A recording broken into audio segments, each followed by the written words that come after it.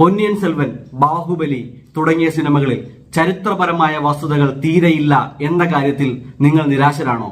പൊന്നിയൻ സെൽവൻ കാണുമ്പോൾ 1000 കൊല്ലം മുൻപത്തെ ആളുകൾ ഇങ്ങനെയൊന്നും ആയിരിക്കില്ല എന്ന് നിങ്ങൾക്ക് തോന്നിയിരുന്നോ? നമ്മുടെ നാടിന്റെ ചരിത്രം രാഷ്ട്രീയ ജാതി മത ഭേദമന്യേ പച്ചയായി വിളിച്ചു പറയുന്ന സിനിമകൾ വരുന്നില്ല എന്ന കാര്യത്തിൽ നിങ്ങൾക്ക് പരാതിയുണ്ടോ? അങ്ങനെയെങ്കിൽ നിങ്ങൾ കണ്ടിരിക്കേണ്ട സിനിമയാണ് യാത്തിസൈ. അധികാരം മറ്റുമേ അനൈത്തിർക്കും അടിപ്പടേ. അതെ, AD 600-നും 700-നും ഇടയിലെ 7-ാം നൂറ്റാണ്ടിലെ സൗത്ത് ഇന്ത്യയുടെ ഇരുണ്ട കഥ പറയുന്ന യാത്തിസൈ. ഇതിൽ എല്ലാമുണ്ട്.